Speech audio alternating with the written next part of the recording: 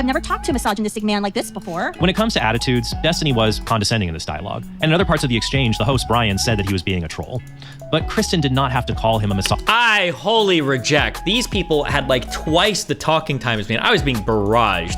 I think that this is what I say when I talk about how like optically you can almost never punch back on certain things because you always just end up looking bad.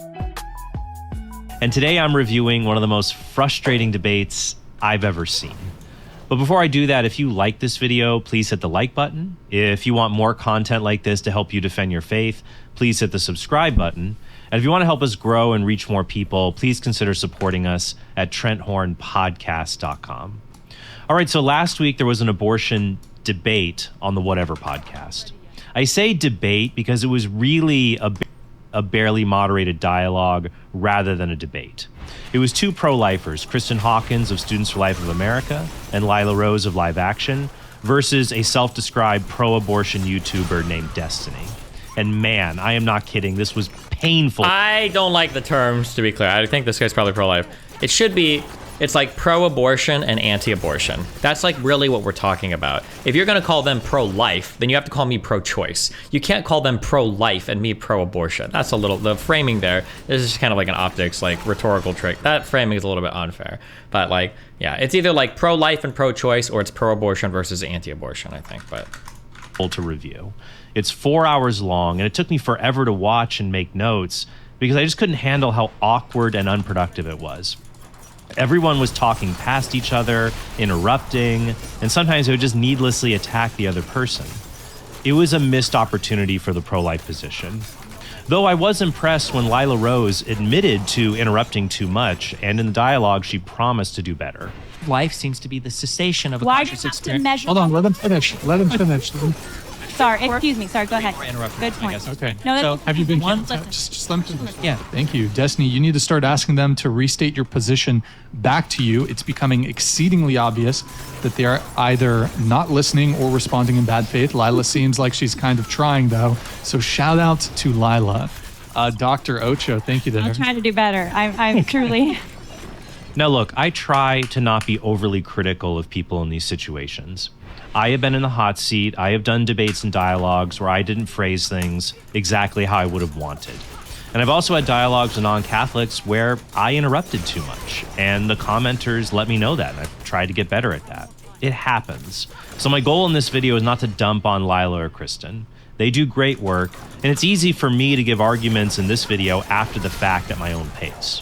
Instead, my goal is to examine the arguments and the methods that were used and just help all of us better defend the pro-life position. I think I'm debating this guy in a few weeks. All right, so let's look at Destiny's main argument for abortion.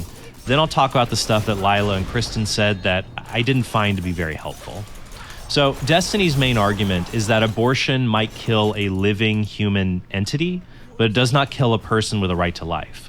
He says a person is something that is presently capable of conscious experiences. And he says unborn human beings only develop this ability about 20 to 24 weeks after conception. So he would support allowing abortion up to 20 weeks. That would cover about 99% of all abortions.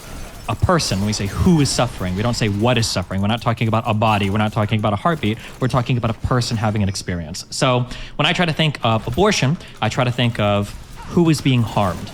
I would say that for 20 to 24 weeks, that's about when the scientists say that the brain has all the parts necessary to begin communicating, to have a conscious experience, that about at that point, there is some experience there that we can speak of as a who or as a person. But prior to that, the first trimester, that really experience is not happening yet. So if you want to have an abortion, there is no who that's being harmed. There's just a what, which is whatever the body is up to that point. Now, there's three ways you can show an argument to define personhood against the unborn fails. First, you could show that it includes beings we all agree are not persons, like non-human animals. In other words, the definition is too broad.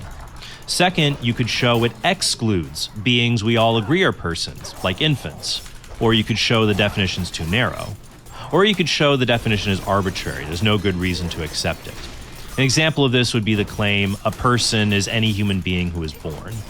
In fact, at one point, Kristen accused Destiny of saying birth makes someone a person. The magical and Destiny vagina. said he never made that argument. And he seems to imply that it's a bad argument. It's a super Well, dumb you're saying argument. it's okay to kill it. So you're saying my vagina is magical. So something happens. First of all, as a child born by C-section, I'm very offended. Okay, we're humans too.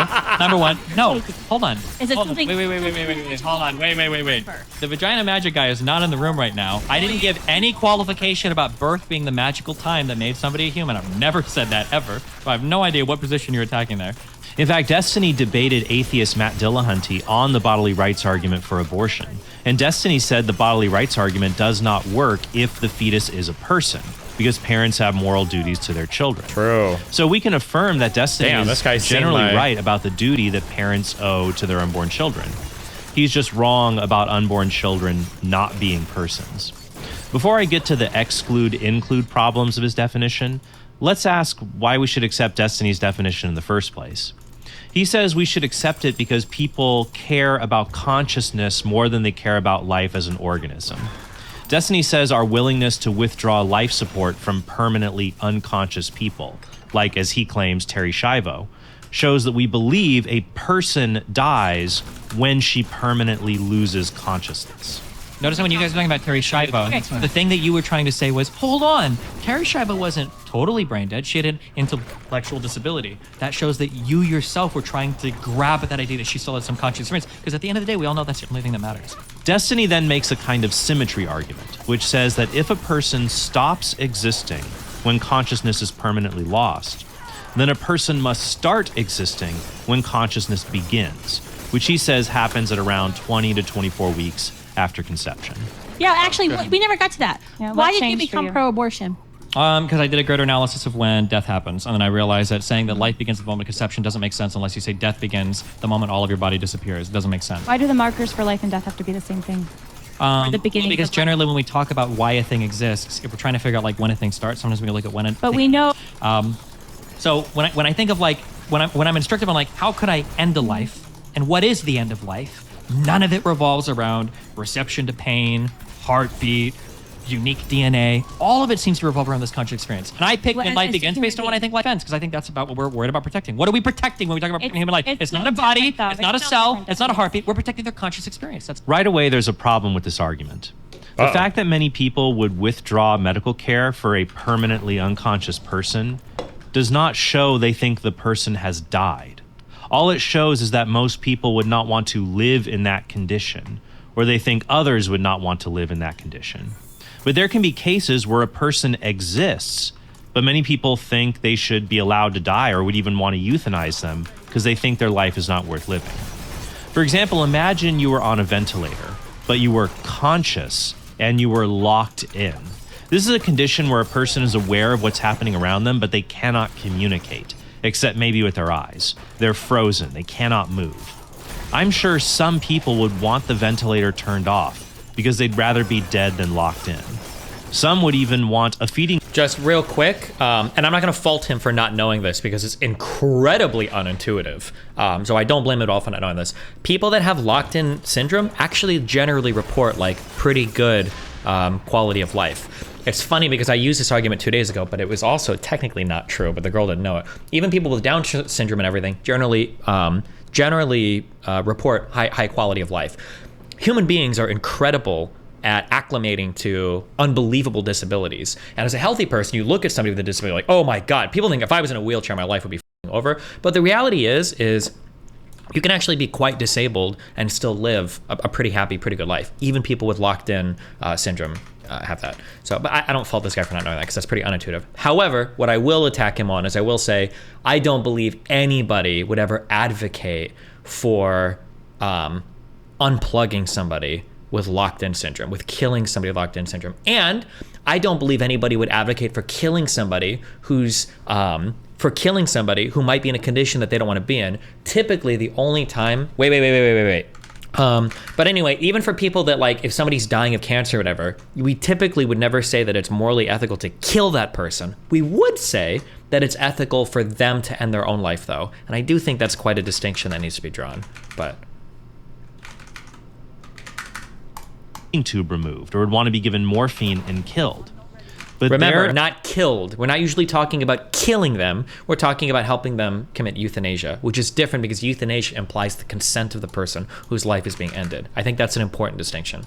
opinions would not prove they were no longer a person. because Destiny says consciousness makes you a person, and locked in people definitely have consciousness. So even if many people would want to be taken off life support when they are permanently unconscious, that does not prove they're not persons, since they might want the same lack of treatment for other conditions, even though they would still be a person, like being locked in. I'd also ask Destiny if it would be okay to just bury the breathing body of an unconscious person in a grave, let the dirt asphyxiate them. I mean, they can't feel pain, right? So why does it matter how we kill them? Why wait to starve them, or why waste morphine on them? But most... I mean, if they truly can't feel pain, then like we're hitting on things that are uncomfortable. But like, no, I don't think it would matter, right? But we also treat corpses with a high degree of reverence. But I also don't think that matters either. If you want to go fuck a corpse or whatever, not just about at the end of the day, who actually cares? Like, I treat corpses as properties of the estate that is inherited, right? So my corpse would become the property of my son. So do what you want. Most people have an intuition that such a person is not truly dead. They're just profoundly disabled. So they would not be okay with taking a permanently unconscious person who is still breathing and then just throwing them in a grave and burying them. Destiny's strategy tries to show the pro-life view of personhood fails because it includes the permanently unconscious and would require keeping them alive forever. But as Lila and Kristen point out to him, you can believe someone is a person and withdraw extraordinary means of care that are used to keep them alive. 88-year-olds who have heart attacks are persons, but they might not want CPR performed on them because they don't want to live for a few more years with broken ribs that come from chest compressions, for example. Destiny's symmetry argument can be reworked to say that a person begins to exist when he first has biological coordination, which would be at fertilization, the time when all the parts work together for the whole. And a person stops existing when the parts don't do this anymore, and the person is a decaying corpse, which most people would say happens at total brain death. If someone is dying or has died, we may choose to... Wait, real quick. I believe that brain death... I need to do some neurology studying here, but I believe that brain death... I had a nurse tell me this. When we say that a person is brain dead, that doesn't actually mean that there are no more brain waves at all. I'm pretty sure even a person that's brain dead in a persistent vegetative state, if you do like an EEG, I think there's still some brain activity going on, but just nothing that rises to the level of conscious experience. Or at least that's what a nurse told me that a little bit ago. But not give them extraordinary medical care. But they are still a person if they are dying or they've just lost consciousness. And that's a point that Kristen and Lila made well in the discussion. The position that actually suffers from the over-inclusion problem is Destiny's, because his definition of consciousness is so vague, it can include non-human animals, which is a point that was only briefly touched upon in the debate. When we think about vegan... I mean, but then I could just we're having a conversation about humans, so I could very easily just augment this statement by saying, obviously I'm talking about human consciousness, right? I feel like that's not the greatest... I need to get the things that protect me while CC'd, because I do see now that if I die in this game, it's going to be while I'm CC'd. I think that's what's going to happen. And why vegans defend animals, they're not defending animal bodies, animal hearts, whatever. They're defending the animal's conscious, the sentient conscious experience of the animal. That's why I say, if life all ends that way and can be ended that way, that's probably when life begins. To demonstrate the inclusion problem, I would ask Destiny if a human newborn is a person. Destiny said it does not matter the degree of consciousness a person has. It just matters whether you are conscious or not. And if you are, then you are a person.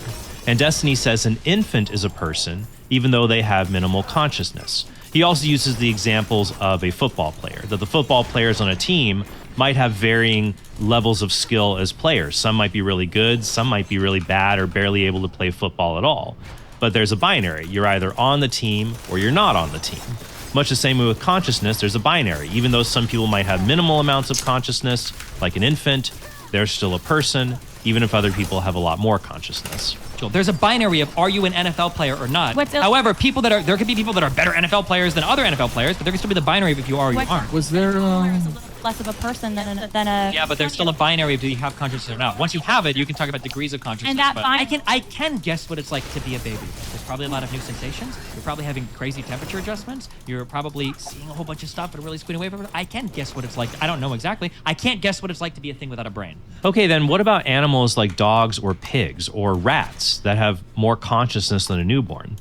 These non-human animals. These are things that I would fight on. These are very, very, very fundamental and difficult questions about consciousness, but like I can't guess what it's like to be in the mind of a dog. Like I can't fathom what it would be like to exist as a creature that doesn't have the cognitive capacity for language. I actually have no idea. I have no idea what that experience would be like. I don't know if it resembles anything even remotely similar to our own.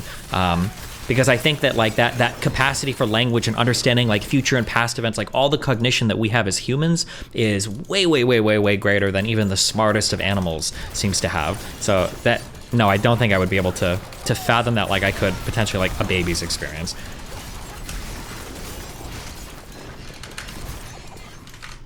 Animals can recognize people, they can perform tasks like solving mazes. Does that make a rat a person? If it does, then Destiny has to accept that people who fumigate rats should go to prison for life, just as they should be permanently locked up if they used poison gas on unwanted toddlers. But if it doesn't, if rats aren't people under this view, then that shows consciousness is not what makes something a person, and his whole argument collapses. Since people are much more confident about the permissibility of killing rats than they are about the permissibility of killing permanently unconscious human beings, that counts against Destiny's view and towards the pro-life view. Destiny also cannot say, well, a newborn is going to become more rational later, so they're a person, because he repeatedly said the pro-life view can't rest on the fact that a fetus will become rational later. Also, you could just modify the example to have a human being who permanently stays at the level of a newborn, psychologically. Under Destiny's view, that would be a person. But so would a rat that has similar levels of consciousness, something which most people would consider to be absurd. The next way to go after Destiny's argument would be to bring up the problem of excluding people who we all agree are persons. If Destiny had just said you need the level of consciousness that surpasses non-human animals to be a person, a hard bullet to then bite, but that I would think I know where this exclude argument is infants, and it'd be game over for his view for almost everybody. Oh, never mind. But since Destiny had a broad definition of consciousness, it suffers more from the inclusion problem than the exclusion problem. So Lila and Kristen's focus on exclusion examples isn't as helpful. For example, Lila pointed out that comatose people, sleeping people, people under anesthesia, they don't have the capacity to be conscious. To which Destiny said those people do have the capacity to be conscious because they have the biological parts necessary for consciousness. Those parts just can't function because they're blocked at the moment. There's a difference between a thing and a thing that something will become. Those are two fundamentally different things. So when you say, what's the difference between a fetus that hasn't developed the parts to have consciousness yet versus what's the difference between me? The fetus. I told you she wouldn't let me finish. Versus what's the difference between me finish. currently unconscious and will become conscious later after anesthesia will wake up. The difference is you're not developing the capacity to have consciousness. There's a continuation of a prior conscious experience. All the parts are there to create a conscious experience. They're just temporarily That's the fetus. alleviated. That's They're just no, it's not because Hold the on, fetus let has me never finish, been let me conscious and doesn't have the parts to deploy the conscious experience. So there's fundamentally a difference. Was that 2 or 3 interruptions that I said were going to happen, right? There's fundamentally a difference between a thing doesn't even have the capability to have a conscious experience versus I'm sorry, hold on. Give me 1 second. somebody else is temporarily abated by a drug. When do you not become a person? You when no you're longer can deploy a conscious well, then experience. if you're asleep, then or if you're under anesthetic, between somebody then who's you're not asleep. deploying your What's the difference conscious between somebody who's experience. asleep or when somebody I'm under dead? when I'm under anesthetic. Wait, have I cleared this whole dungeon? Why do you keep using this as an example? Because Did I with win? an embryo you can develop. Oh. You can't wake an embryo up. They don't have the parts yet. We need to distinguish immediate capacities from natural capacities. What? I have the immediate capacity to speak English. I'm doing it right now. I have the natural capacity to speak Mandarin. I can't speak Mandarin right now, but I could if I studied and practiced. A rock has neither the immediate nor natural capacity to speak any language. When it comes to consciousness, an unborn child before 20 weeks has the natural capacity to be conscious, but he does not have the immediate capacity to be conscious. Just as an infant has the natural capacity to procreate, but he won't have the immediate capacity to procreate until puberty. A comatose, sleeping, or anesthetized person has an immediate capacity for consciousness that is blocked by something. All of the parts that are necessary for consciousness are present in the body. There is just something keeping the parts from working, like anesthesia preventing signals from traversing the nervous system. To make an analogy, a car has the immediate capacity to be driven even if the battery is unhooked. But a car whose engine still needs to be built doesn't have an immediate capacity to be driven. It doesn't have a natural capacity either because it's a constructed object, but I'll talk about that a little later. Destiny would say a person is anyone who has the immediate capacity to be conscious or who has those biological parts for consciousness. It does not apply to anyone who still needs to develop the parts in the brain necessary for consciousness. True. People in comas or sleeping have those biological features. True. So they're persons under Destiny's view, just as a car has an engine that you might have to turn on to get it to go anywhere. Now, there was a lot of arguing in this section about whether unborn children have the capacity to be conscious. But what was happening is that everyone was talking past each other. Lila and Kristen were talking about natural capacities, and Destiny was talking about immediate capacities. In order to show Destiny's view of personhood excludes people, we need an example of a born person that people agree is a person and has the natural but not immediate capacity to be conscious. Something close to this example comes up about 3 hours into the conversation, when a questioner asks about an unconscious person whose brain needs to regrow before he will be conscious again. Better come example, the patient had a traumatic brain injury where if left to its own devices will heal in approximately 9 months to a point of regaining consciousness as you have defined it. Would termination of this human be acceptable? No. I believe this is... No? Okay. All right, Matt. Okay, why is that the case then for a It child? was a conscious experience. Why- You kill the capacity to play it. There's some healing process, and then it will deplete again. Back and forth on this brief. No, if wait, it it's okay. goes- We went through it. There's no answer Sure. for The why. answer is the child has not had a conscious experience. There's no conscious But experience to there's speak no of. logical reason why. That is having- logical. It didn't exist. But why does that provide not having the moral? I am protection Stephen. of When the I go law? to sleep, there was a Stephen, and there will be a Stephen. I If I have a traumatic injury, there was Stephen, there will be a Stephen. Yes. When I was an embryo, there was never a Stephen to speak Destin, of. Destiny says you would still be a person in that case because your previous conscious experiences would return. First, this contradicts his definition. He said a person must have an immediate capacity for consciousness. Someone whose brain has to regrow does not have that capacity. A person might have existed before the injury. Maybe the person will come back after they're healed. But under Destiny's view, no person can exist when the body is in a brain-damaged coma. Second, in such a scenario, it seems unlikely that the same personality and memory will return if those areas of the brain have to be regrown. So we can offer other hypotheticals of a born person with a natural capacity for consciousness that people would generally say are people that shows his definition fails. One example would be a newborn infant who was never conscious at all, but after birth will be conscious in a few weeks. Most people would say that that infant is a person, even though under Destiny's view, he would not be a person. That is true, but I feel like it's intuition pumping because when we say baby, we're imagining something that already has a conscience. Like, yeah, we can we can imagine things that have never been conscious reaching arbitrary ages and thinking it'd be hard to kill this person and not think we're committing murder. But that's because generally when people reach that stage of development, they do have consciousness, right? It would be like fucking, like it's like asking that question of like, are you a pedophile if you fuck that the 30-year-old woman that like stopped developing at age 9? Like intuitively it feels like yes, but maybe not, but maybe yes, but like it's hard because your intuition pumping the appearance of a 9-year-old and they typically don't have the cognitive capacity of an adult, right? Because he'd never been conscious. Or how about this? Imagine my 1-year-old has a brain injury and doctors can regrow part of his damaged brain. He will be conscious again in a few weeks, but he will have lost all of his conscious experiences and operate at the level of a newborn. This would be tragic, but my child would not be dead. The person would still exist.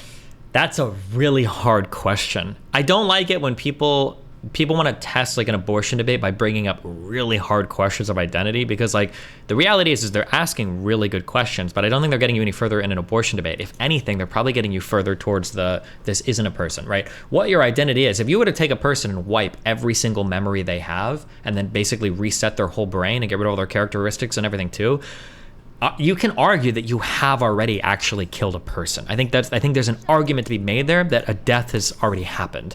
But it gets into a very complicated factor of like, how much do your memories form your identity and everything else.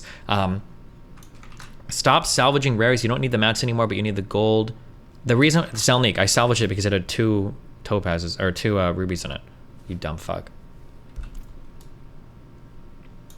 One of the really challenging questions that I asked on this that I thought was really funny, or not funny, but very interesting to think about, do halls of the damned, okay, is the question, remember when I asked this question before, can you consent to something, wipe your memory of that thing, and then have that thing happen to you? Is that okay? Intuitively, I think you're pulled very strongly in both directions. Let's say I say, listen, tomorrow you can come and find me and punch me in the face, okay? And I fully consent to it, but then you wipe my memory, right? So if somebody finds me tomorrow, they punch me in the face, I'm gonna feel like, why did you punch me? And they go, well, you consented to it, but then you wiped your memory. It almost feels like a different person consented. Because if you wipe my memory, I don't even remember consenting to that, and you come up and do it to me, I don't feel like I actually consented to that. I don't have any memory of that. So it seems like, now, I'm sure there's like, if you read philosophy papers, they're gonna have a million more sophisticated ways of testing identity on a whole bunch of different levels. But it seems to be the case that if you feel that way, like your identity probably plays some factor in determining your identity, just your memory at all. We talked about this a lot during the deepfake stuff too, but yeah. Press Y, then the leftmost option, see a list of aspects. And clicking on one will pin that dungeon's location to the map. What was the aspect that you were talking about? It was a defensive one for... Was it disobedience? Because I've already got that one, if that's what you're talking about.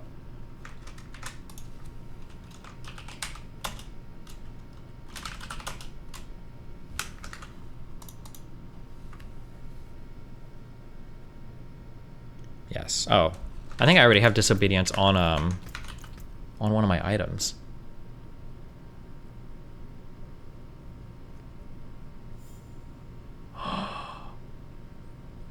Did I put the wrong thing on this?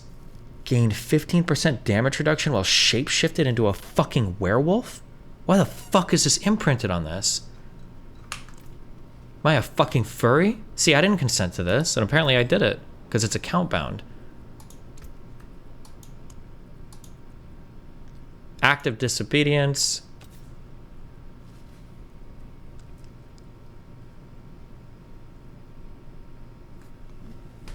It's this, right?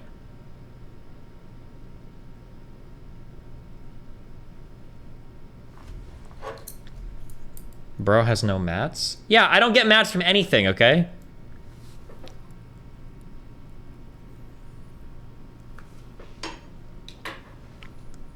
I've had drops that were already imprinted for some reason. Is that true?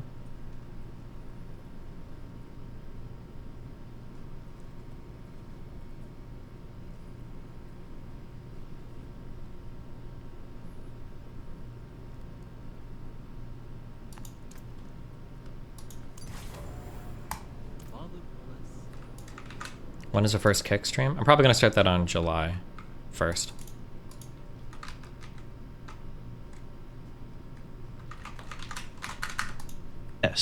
I would certainly prefer to find out he had this tragic injury than was simply brain dead and was now a decomposing corpse. Since most people share that intuition, this shows that the permanent loss of consciousness is not what causes a person to stop existing. It might end a personality, but not the person himself. My 1-year-old and a 19-week-old fetus would be in exactly the same position. They each have to wait for their brain to grow before a new set of conscious experiences begins to occur. The fact that the 1-year-old used to have experiences cannot be grounds for saying he's still a person in his comatose state, because those past experiences will never return. They're gone forever. But if you agree my 1-year-old is still a person, albeit a very disabled one, then the 19-week-old fetus would also be a person as well. Destiny also seems to be focusing on harm and persistence of consciousness. He says the reversibly comatose are persons because they had desires prior to being unconscious, and those desires will return after they become. Is Pearl okay? I blocked her. I couldn't do it anymore. I think I actually blocked her on Twitter. I don't want to see her shit pop up anymore. She's just like a provocateur. She's like a female version of Milo Yiannopoulos. It's not worth engaging with at all anymore.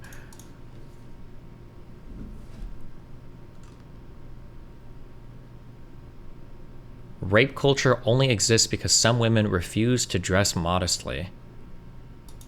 Yeah, I didn't even see this tweet. I don't know why you're showing me this tweet. There's a reason why I blocked her. Yeah.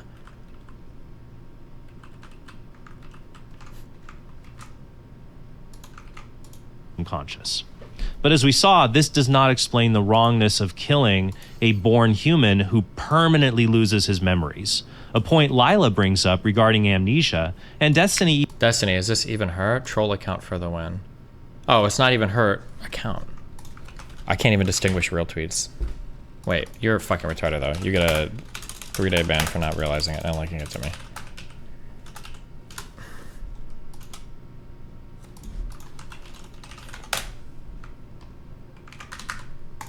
even admits amnesia is a difficult case for him. For a sleeping person, when you go to sleep tonight, you have had a full subjective experience right now. When you wake up, that experience will resume. But a baby hasn't even But begun. Destiny, what if I have amnesia and I don't remember anything? I'm like a brand new first moment of consciousness human being. And during my coma, I lose all memory.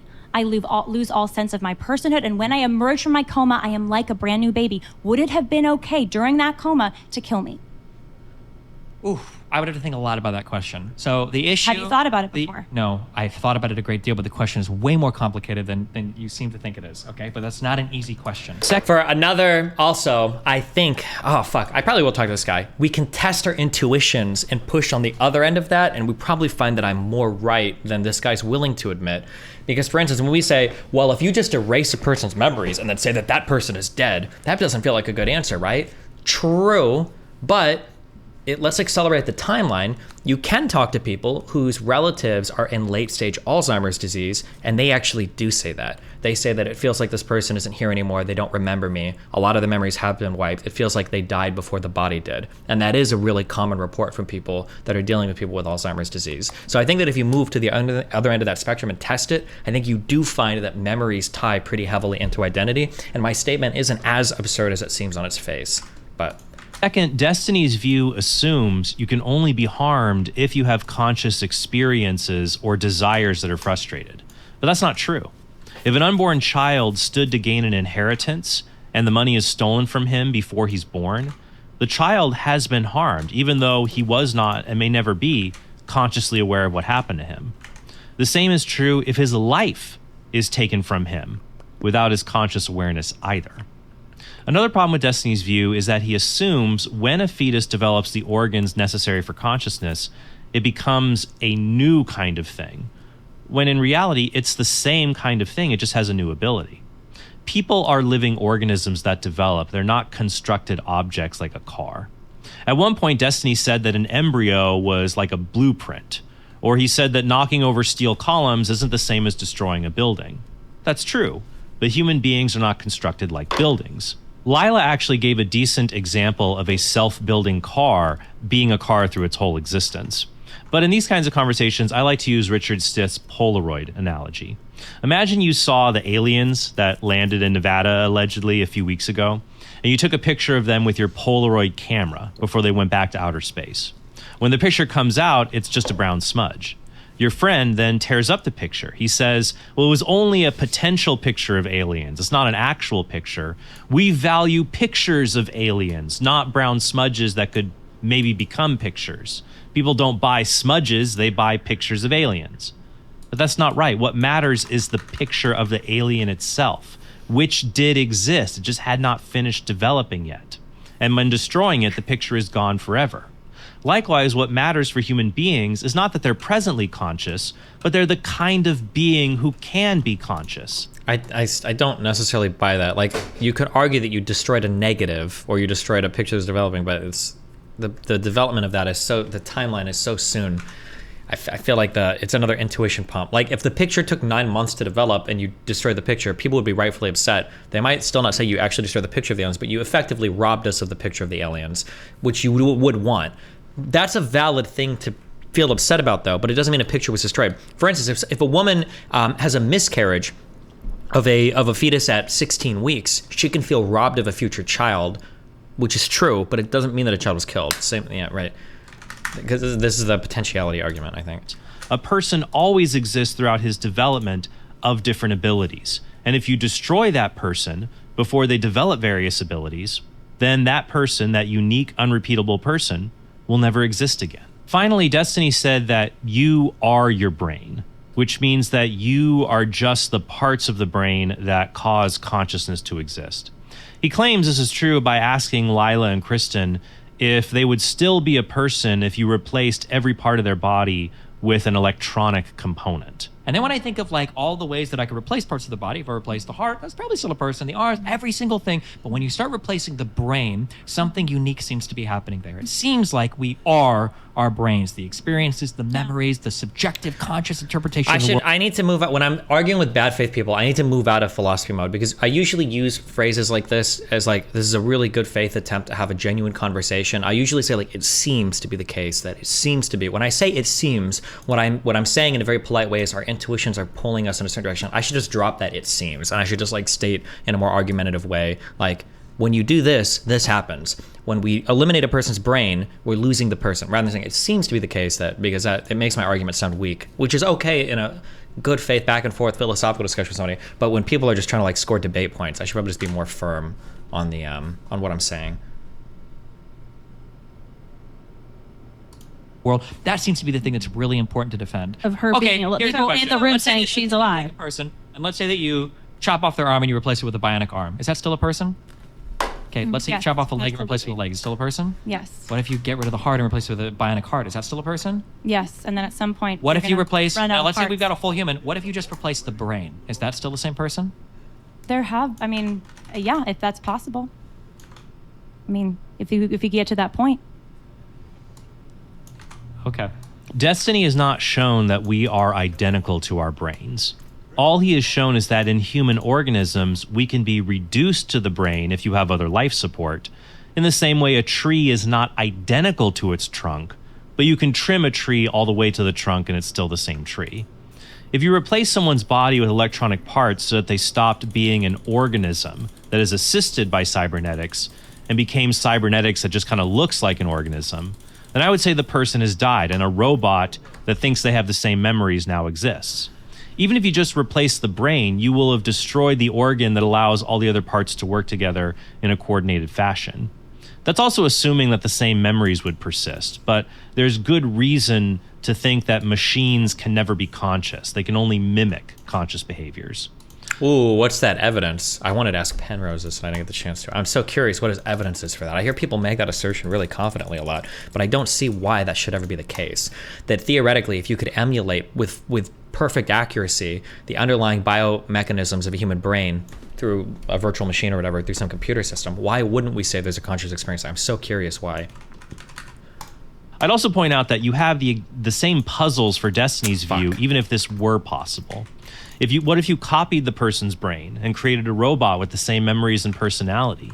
Would that be the same person? That's a really good question, but I don't think it's weakening my argument in a way that it's not weakening my argument. I think if anything, talking to this guy would be really interesting, I think. This guy seems like it'd be interesting to talk to. I don't think that weakens my argument. I think that, in a way, I think it strengthens my argument. That if you could find a way 100% to transfer your consciousness to a machine, I think people would say, like, yeah, he's still that person. He's still that ninja. You can argue the Star Trek teleporter problem as well here, that you have essentially constructed a person through a teleportation machine, right? A robot with the same memories and personality. Would that be the same person? Well, it can't be, because that's a contradiction. You can't be identical to two different people.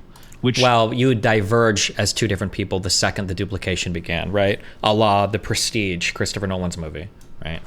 His 1-year-old example doesn't work because there's no mother wanting an abortion in that scenario. With abortion, the mother doesn't want a kid and is killing something that doesn't appreciate. With his scenario, it's not the same. Sure.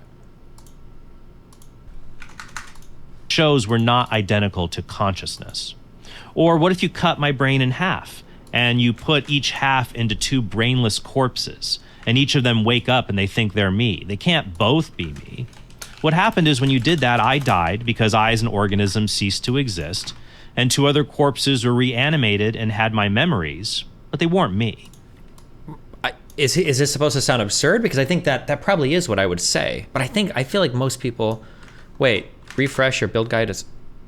Ugh, I didn't fix my crashes. Bro, really? How can you tell it's out of date? Live. Do you think I could ask this guy how to make my Diablo 4 stop crashing?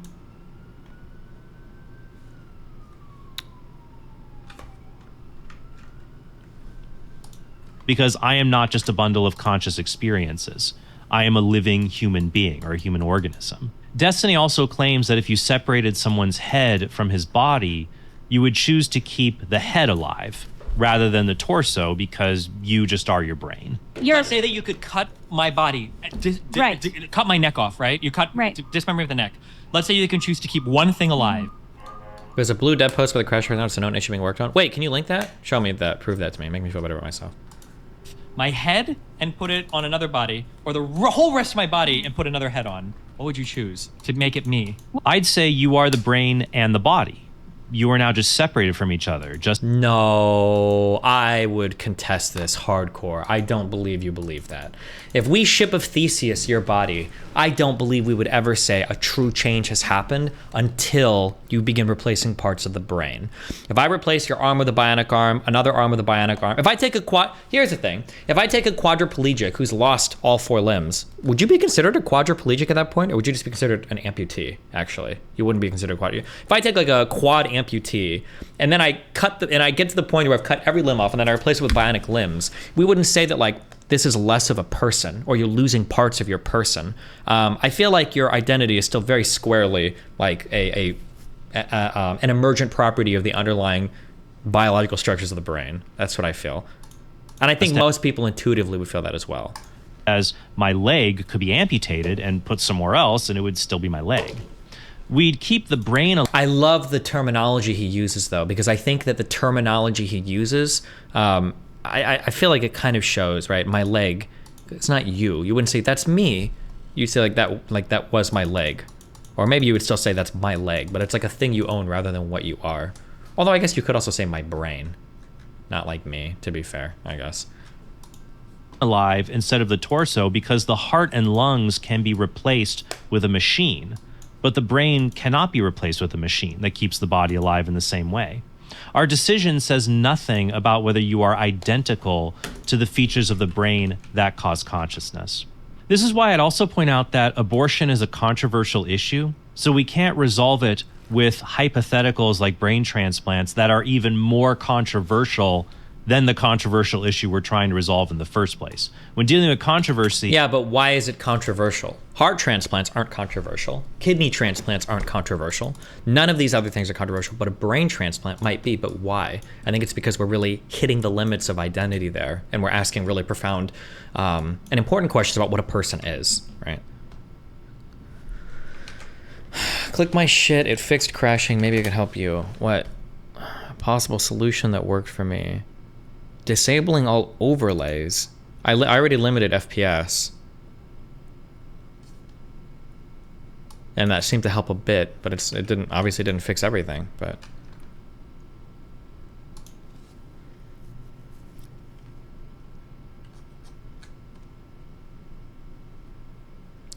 Some seem to have had the Discord overlay and or Razer Chroma running, so disabling overlays and removing Razer Chroma can help.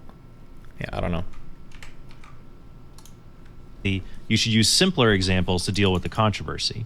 And Lila does a good job of bringing the discussion back, saying that even if these impossible things could happen, they don't answer the question of what we can or cannot kill. Whether or not we had the technology to put a new brain in someone else's brain, right? Or we had the technology to cut off your head, put it on somebody else, and then put a different head on that other body. I mean, the question of, is that person still destiny, or is that a new person? Those are questions to explore. Mm-hmm. I don't think we'd spend very much time exploring them, right? Like, we played Wolfenstein 2, right? Like, I don't think that we ever have the feeling in this game that Covering his mouth. they do a head transplant for the main character. Remember when we played this game? Very realistic game, by the way. But eventually they give him a new body. But I don't think you ever feel like, oh, it's not the character anymore, right? Because it's like you have all the brain, all the memory, all the identity, like all of it is still there, right? Can you move your body? Yes, you can. Show us. However,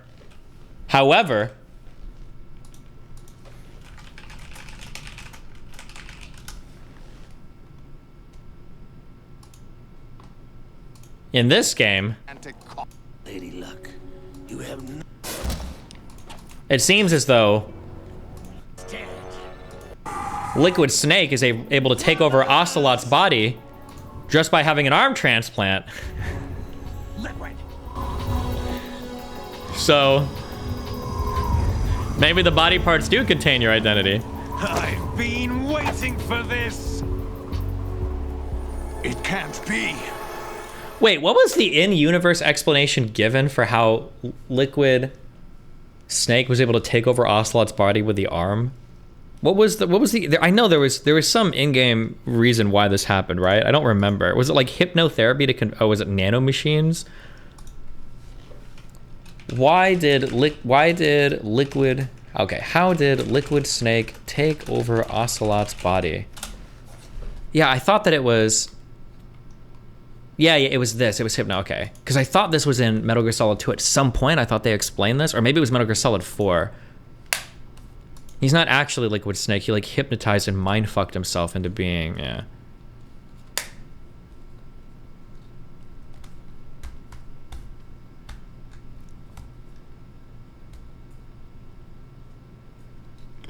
He was pretending in Metal Gear Solid 2 and Metal Gear Solid... I don't think he wasn't pretending, but... It's not the arm, but the hypnotherapy, nanomachines, etc. that makes him who he is. Liquid Ocelot fought Snake at the end of the game because Liquid was obsessed with getting revenge on Snake because he hated him. The arm never had any effect on Ocelot's psyche because that's not what the arm transplants do. The whole thing was made up to fool the Patriots, including and everyone else, including the player. Wow. How nifty you are, Hideo.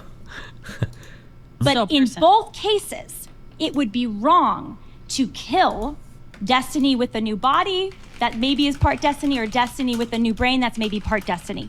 So before we continue, I just want to summarize the problems with Destiny's position on abortion. He has not shown personhood is identical to immediate capacities for consciousness, because how we treat dying unconscious people doesn't resolve that issue. Moreover, his brain transplant hypotheticals are too controversial to help us address an already controversial issue, and you get the same paradoxes and things like creating multiple minds in these cases, so overall they don't help his position. But when it comes to the exclusion-inclusion arguments, that's where his case really falters, because his consciousness-based requirement would include non-human animals like rats that have minimal consciousness, and it would make them persons, which most people reject, and it would exclude some disabled born people, like temporarily comatose newborns. All right, now let's talk about some of the arguments the three made that weren't very helpful. For example, Kristen asked Destiny, what if he's wrong on abortion? And she implied that Destiny should be pro-life because if he's wrong on abortion, he defended millions of deaths. But if Kristen's wrong about abortion, she only caused women to be inconvenienced. If I am wrong, and this is really magical, what I have done in my life's work in advocating against abortion is saying that women who may not want to gestate another human being in their womb for 9 months had to be inconvenienced. That's what if I am wrong. Okay. But if you're wrong, you've just said 60 million, 60 plus million people were killed. But Destiny correctly points out that you cannot compare two positions only by the consequences of each position being wrong. You also have to compare the probability that each position is right, along with the consequences of each position being wrong. Or what would be worse, being wrong here or being wrong here? What I have to think of is what is the probability of being wrong on both ends. It's not just a one-to-one, because I'm not going to sit here and pretend that everything is a one-to-one, like there's an equal chance of being right or wrong here. I feel very strongly about my position about being pro-choice, so I'm not weighting this as a 50% chance of being right here and a 50% chance of being right here. So the question doesn't make sense. What I'm saying is a meaningless question. You can't just win a debate on whether people should be vegans by saying if meat eaters are wrong, they tortured millions of animals, and if vegans are wrong, they only inconvenience people. Or you can't win a debate on lockdowns during COVID by saying, well, if anti-lockdown people are wrong, they'll kill millions of people. And if pro-lockdown people are wrong, they will have only inconvenienced people. Inconvenience is an understatement. And if pro-lifers are wrong, they would be oppressing women. That's why you have to weigh the probability of each position being right or wrong, along with the consequences of the positions being right or wrong. Now, I think it's fair to point out that we don't demolish a building if we reasonably think a person could still be inside. When applying this to abortion, if someone is truly on the fence about abortion, this kind of argument can be helpful. But if a person is as confident that abortion is not wrong as the typical meat eater is confident that eating meat is not wrong, the argument from what if you're wrong, it's not going to be very effective. Now, one fallacy Destiny made involved poisoning the well. He accused Lila and Kristen of being unwilling to change their minds on this issue because they make money from talking about abortion and being involved in pro-life organizations, whereas he is allegedly free to believe whatever he wants. Have you ever considered that you could be wrong on this issue? Yeah, of course. What? You? What? Absolutely. Hold on. To be clear, only one side of the table here is tied to organizations that are getting money invested in them. So any side here, I understand, but you're never changing your position. I'm still free to change mine. So in terms of asking me if I consider wrong, I can consider that I'm wrong. You guys will never change your opinion on this. Now, this could just be an observation that he's making, but if it's being used to undermine Kristen or Lila in any way in the case that they're making, then it would be an ad hominem fallacy. The strength of a person's argument has no bearing on whether the person gains something from defending the argument. I can't refute an abortionist's argument for abortion by just saying, well, he makes money from abortions. What do you expect he's going to say? Also, some people have changed their minds and quit their jobs as a result in the issue of abortion. Bernard Nathanson was an abortionist who became pro-life. Lots of other abortionists have done the same. And the Protestant Reverend Rob Schenck used to work for groups that fought abortion and wanted to make it illegal. And now he's totally pro-choice and supports legal abortion. She brought it up first. Yeah, kind of. She asked if I've ever considered if I'm wrong. It's kind of like what I brought up. I'm sure he realizes it, because he kind of said it, but I'm not making a logical appeal there. I'm making an appeal to ethos. It's a rhetorical strategy, right? Because she was asking if I consider if I'm wrong, and I would like to make it clear to the audience, at least from an ethos level, I have more authority, or I believe it would be ethos, right? The status or authority that I have, or maybe it'd be pathos, because it's an emotional appeal. I think it would be ethos. But like, I'm trying to demonstrate that, like, well, hold on, I've got flexibility to change my positions. You guys literally head organizations that kind of rope you in this position. I've got more flexibility than you do, I think. I think that's an ethos appeal. But mostly this argument is a variation of the ad hominem fallacy, one we shouldn't have in a debate. Now, at one point, Lila and Kristen focus on the fact that Destiny did not know exactly when consciousness begins. So he would propose that the law ought to make a cutoff at 20 weeks, which would be the earliest point for him. He thinks consciousness is 20 to 24 weeks, so maybe the law should just have a cutoff at 20 weeks then. Lila and Kristen then said that Destiny was contradicting himself because he says consciousness emerges in a range, 20 to 24 weeks, but he's now saying that 20 weeks is the cutoff, as if he's changing from 24 to 20 weeks and that his position's being weakened somehow. All of this led to this unfortunate exchange between Destiny and Kristen. So the child who's born at 21 weeks and 6 days, or the fetus, or whatever. That would be past the policy cutoff. So you probably say at that point, it should probably be. Destiny's hypothetical world. This is Destiny's hypothetical world. If you're there at the delivery room, are you saying that that child can be killed because we don't know what that child's consciousness in Destiny's hypothetical world, if you draw on the line at 20 weeks, if the child is born at 21 weeks, you probably say, okay, well, now that it's 20, it's going to be treated. Your position in this debate. You went from 20 to 24 weeks, and now you're down to 20, right? Do you understand the difference between a policy position versus like an epistemic statement, or like a moral statement? Yes, I'm not a moron. Thank you. Okay. Well, then I don't. Questions. Like, I don't know why you understand there's a difference between the color blue and the color purple. Okay. I'm not really sure. Yeah. I don't know. I've never talked to a misogynistic man like this before. Okay. All right. I still want to know if you think that you don't want to know anything. I think you answer questions. Wait, when it comes to attitudes, Destiny was condescending in this dialogue. And in other parts of the exchange, the host, Brian, said that he was being a troll. But Kristen did not have to call him a misogynist. I wholly reject. These people had like twice the talking time as me, and I was being barraged. I think that this is what I say when I talk about how like optically you can almost never punch back on certain things because you always just end up looking bad. It's very frustrating because nobody will give you credit for what you've endured up to that point. But like when I say, because she's literally implying that I've changed my position. I haven't changed my position. She just doesn't seem to understand the difference between saying I think that consciousness emerges from like 20 to 24 weeks, so we should err on the side of caution and make it illegal at 20 weeks. Oh, so you're changing your position? Well, no, I'm not changing my position. Like, yeah.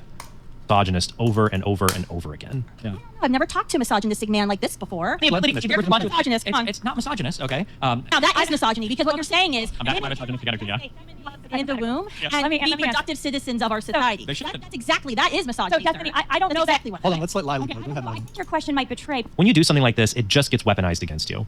Destiny even includes this on his own highlight summary of the debate. I mean, if I debated a feminist on... Oh, here was the breakdown. I spoke for 102 minutes. Lila spoke for 95 minutes. Kristen spoke for 78 minutes. That's pretty wild. I had 426 interruptions. Combined, they had about 1,000 interruptions. That's insane for a 4-hour conversation.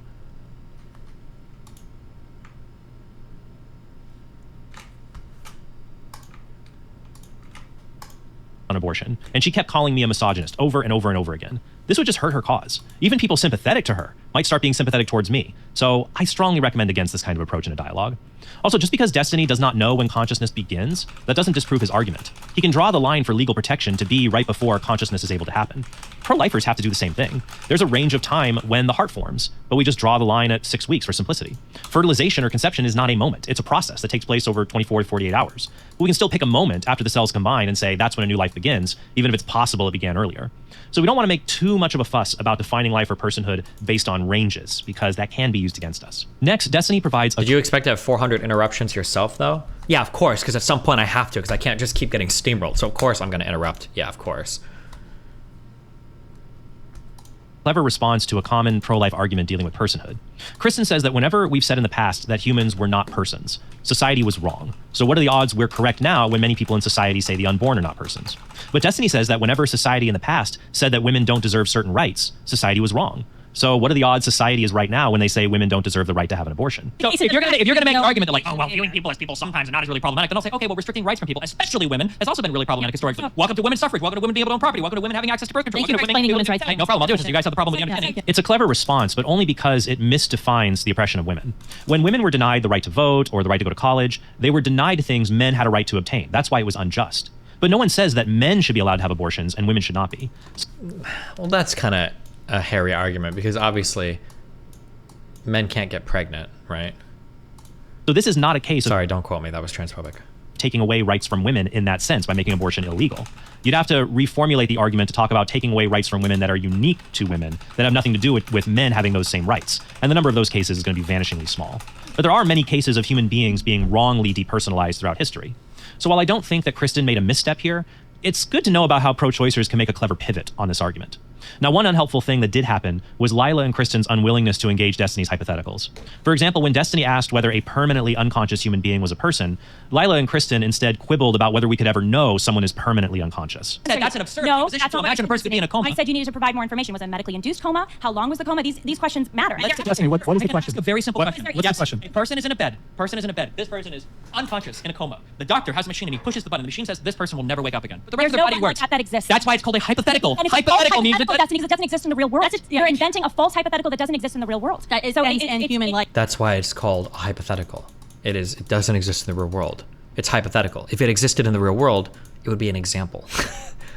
Dying. Yeah, so and you're using it to justify ending the life of an embryo you can't adjust this. or a human being. I witnessed debate de facto. If you're incapable of dealing with hypothetical, and the conversation we is like, can deal with hypotheticals. you can't. A hypothetical by definition is something that is not happening. That's why it's called a hypothetical. Now, it is fair to bring up the fact that people unexpectedly come out of supposedly permanent comas.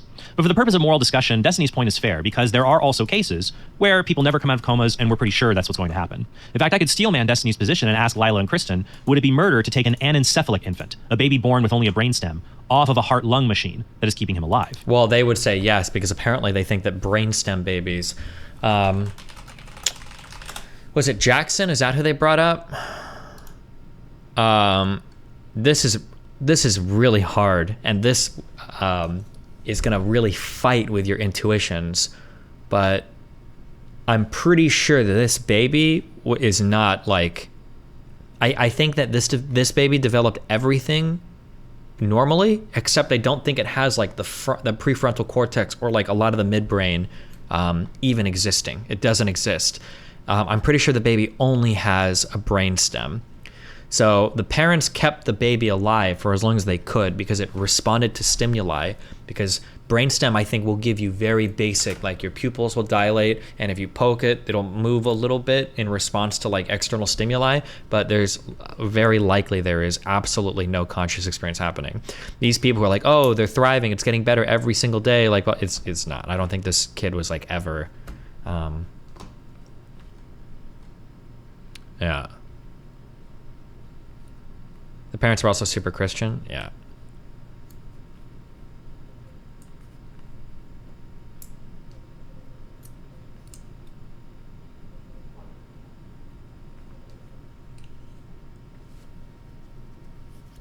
He originally did not have voluntary movements, but after turning 2, the family said it was overjoyed when Jackson would pucker his lips to give kisses. I think this baby died when it turned 5 eventually, but yeah. She could have been a good jungler. Jesus.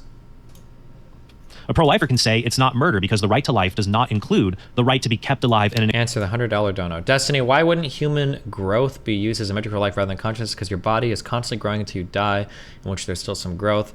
But now your body's in a state of decay here. Well, because that doesn't feel very satisfying. It doesn't seem to explain much either. What if it was the case that you could grow your whole human body, but you never developed a brain? I don't think that people would be content to say like, oh, well, look, you're growing still, even if you don't have a brain. So you're like, I don't think so. I think it's pretty obvious that it's the brain and the conscious activity that people are thinking about. An extraordinary way, like with a heart-lung machine. In this case, you would be keeping a dying person alive, but the care is futile. However, we should always provide people, even permanently comatose people, with basic care, like food and water, unless that would harm them. For example, some dying people don't eat food right before they die because that would cause them pain, it doesn't help them, but we should not starve or dehydrate anyone to death. And Lila and Kristen do make this point in the dialogue, though sometimes it was confused with the distinction between active and passive killing, rather than ordinary and extraordinary care. Another argument Destiny makes against the pro-life position is that human embryos are not people because pro-lifers don't allegedly treat human embryos like people. For example, why don't pro-lifers do more to prevent miscarriages? Destiny also says that abortion is just not a big deal because millions of embryos die from miscarriages anyways. If at the moment of, no, you can't right now. If you believe that at the moment of conception you created a unique human being, then that means that right now you should be in tears because at every moment women that are engaged, in fact, yes, you could probably make the argument that sex without the intention of immediately going to a hospital is probably immoral because you're engaging in some activity that might result in the death of a child in 2 or 3 or 4 weeks because you don't know if you're gonna have a miscarriage. Every single time a woman has sex, that's the result of your recklessness. Tens of millions of children dying every day to accidental miscarriages anyway, so it's not like that much worse. First, even if human embryos died of miscarriages at a high rate, that doesn't disprove the pro-life view. Throughout most of human history, child mortality was 50%. Half of all children died before they reached the age of 5. But we would consider a medieval civilization monstrous if millions of toddlers were legally killed in it, and the justification was, well, it's not that big a deal, millions of children die naturally anyways. Likewise, pro-lifers are not inconsistent if they focus on making it illegal to kill human beings before they try to solve every natural threat to the life of a human being, whether they're born or unborn. Also, we recognize that children born and unborn are persons, even though we might disagree about how much risk you should expose them to. Toddlers are persons, but we don't ban people from smoking in their homes, even though there is a chance secondhand smoke could harm a toddler living in that house. We don't demand every infant sleep in a monitored hospital because some children die of SIDS. We have a level of risk tolerance for born and unborn people. So pro-lifers don't have to demand that pregnant women be sequestered in hospitals. There's a paper that somebody emailed me. If I'm not lazy, I might read it in a bit on this, but... And Lila and Kristen rightly point out that that would be a stressful situation that's more likely to cause a miscarriage. Now, in some cases, it'll be obvious secondhand smoke or drug abuse is child abuse, and parents should lose custody of their kids in those cases, just like it's obvious using crack cocaine or binge drinking through pregnancy is a form of child abuse. Based. In other cases, it's going to be open to interpretation, like the smoking of the occasional cigar in a home with a child, or having 1 glass of wine during pregnancy. But what we should all agree on is that it should just be illegal to directly kill a child, born or unborn. Moreover, the lack of emotional response to death does not prove the one who died is not a person. There are people dying all over the world today that you and I don't become emotional over, but they're still persons. If I found out I had a cousin I had never met, and then 2 months later I was told that cousin died, I'd be sad, but not as devastated as if it were a relative I knew more intimately. Likewise, different levels of grief with miscarriage only reflect how well a person knew the child, not whether the child is a person. And finally, many women do mourn the death of an unborn child, in the same way they mourn the death of a born baby. And for example, they try to have the miscarried baby buried. If Destiny's position is correct, then they're deluded, because they're not persons. But since most people would not accept that they're deluded, this counts against Destiny's position. Likewise, most people agree that killing a pregnant woman is 2 counts of murder, not 1. But you can't hold that position under Destiny's view of the unborn child not being a person. The law cannot treat an unborn child like a person simply because his mother believes he is a person. If someone kills your dog, they can't be tried for murder just because... I actually agree with that. I think it's kind of weird if you've got abortion is legal, but killing a woman with a fetus is double homicide. That is really weird. I do think the law is inconsistent there, and I wouldn't agree with the law there. You value your dog like a person. The unborn can only be treated as persons under the law if they actually are persons. At one point, though, Destiny seemed uncomfortable explaining what the human embryo or fetus was prior to 20 weeks. Or doesn't kill a human being.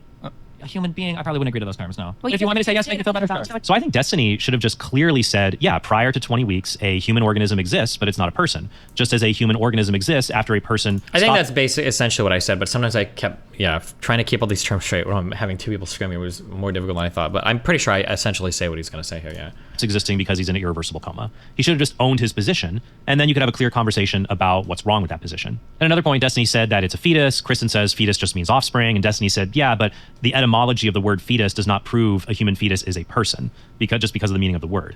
And I didn't think that this was helpful when Lila or Kristen would try to play like gotcha by saying, oh, you called it a human life. He was just misspeaking. That's not what he meant. Yeah, and I don't agree that a fetus is a living human. Welcome to my argument from like 2 hours ago. That's back to the argument that we keep saying. Wait, hold on, you keep saying it's consciousness, but you just said it's not a living human being. Are they dead? It's not a person. It's not a person. In the womb, That's not what you 12 said, though. weeks, dead. Or is it alive? It's not a person. Is it? Wait, That's you not what just he said, said. though. You just said it wasn't a living human being. So answer In the sense that it's not a person. You can try to trap me on semantics, but everybody in the audience knows what I'm saying. When I think of all the ways that I could test for life, or all the ways that I could destroy life, everything to me seems to revolve around a person having a conscious You know experience. that it's a life before consciousness, no? You admitted that. You admitted that earlier.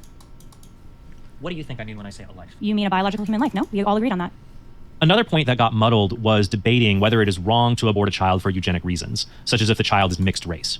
Destiny said it would be unethical. Lila and Kristen said, but if you're pro-abortion, how could that be?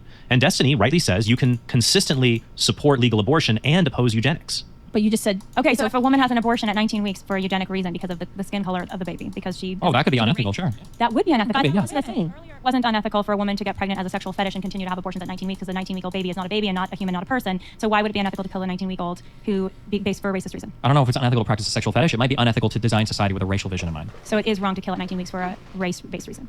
I don't know if I care about killing the thing. I'm thinking more of the designing of a society based on race. It's always wrong to practice eugenics. Even on a 19-week-old pre-conscious. It's not. probably wrong. That's not true. It's not always wrong to practice eugenics. It's always wrong to practice eugenics for racial reasons, probably. Consciousness has no moral value. Why is it possible to even be racist against that 19-week-old? I didn't say being racist 19-year-old. I say practicing eugenics. I don't know if there has to be... Eugenics to kill the 19-week-old. I would say it would probably be unethical if you were to say that people should only breed with people of their own race. That form of practicing eugenics is unethical. Even though you're not killing anything at all. That's not what I said. Hold on, I know. I will say that some defenders of abortion in the past and even the present defend it for eugenic reasons. But you can be against eugenic abortions without being against all abortions.